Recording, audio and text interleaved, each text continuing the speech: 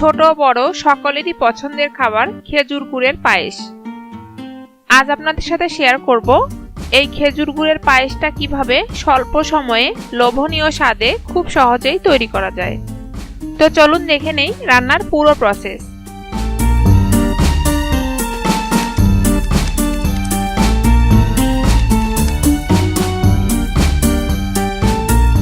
খেজুর গুড়ের পায়েস তৈরির জন্য চুলায় একটা প্যান বসিয়ে দিয়েছি।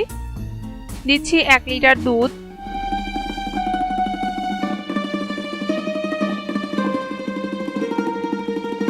একটা তেজপাতা এবং 2টা এলাচ নেড়ে দিচ্ছি।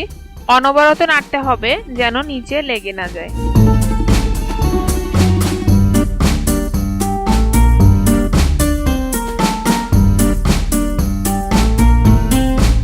কিছুক্ষণ জাল করার পর দুধটা ফুটে উঠেছে। এখন দিচ্ছি ধুয়ে পানি ঝরিয়ে রাখা হাফ কাপ পোলাওয়ের চাল।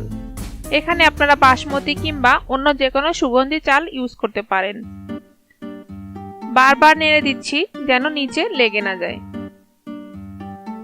এবার অপেক্ষা করব চাউলটা সিদ্ধ হওয়া পর্যন্ত। প্রায় 10 মিনিট পর চাউলটা সিদ্ধ হয়ে গেছে, দেখুন।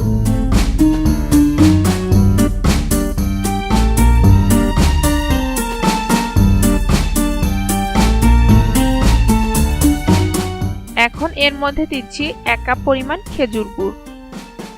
মিষ্টিটা আপনারা স্বাদ বুঝে দিতে পারেন।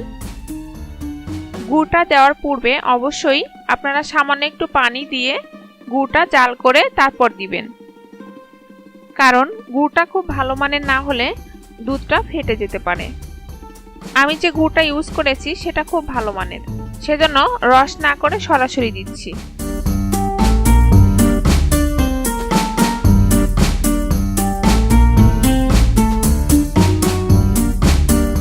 এখন পায়েসের মধ্যে যে মশলাগুলো দিয়েছি সেগুলো তুলে নিচ্ছি। এগুলো অনেক সময় দাঁতের নিচে পড়লে খেতে ভালো লাগে না।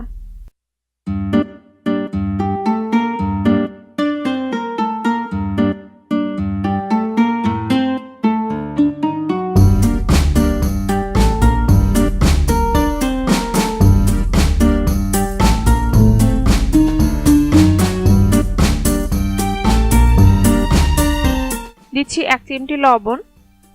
মিষ্টিতে অনেকে লবণ পছন্দ করে না, সেক্ষেত্রে না দিলেও চলবে, তবে লবণটা দিলে টেস্টটা বেশি ভালো আসে। দিচ্ছি 1 টেবিল চামচ কিশমিশ,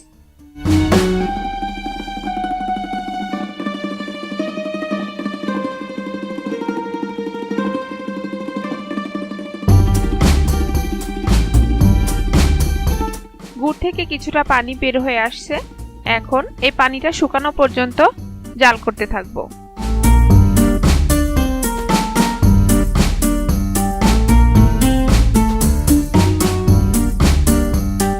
কিছুক্ষণ পর গুড়ের পানিটা শুকিয়ে গেছে আর পায়েসটা বেশ ঘন হয়ে আসছে।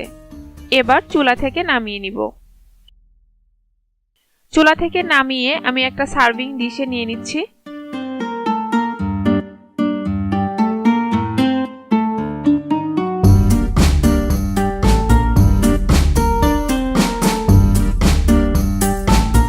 উপরে কিছু বাদাম আর কিশমিশ দিয়ে সাজিয়ে দিয়েছি। এবার এটা ঠান্ডা করে পরিবেশন করব। ভিউয়ার্স, তৈরি হয়ে গেল লোভনীয় স্বাদে খেজুর গুড়ের পায়েস। ভিডিওটি ভালো লাগলে আমার চ্যানেলটা অবশ্যই সাবস্ক্রাইব করবেন। ধন্যবাদ।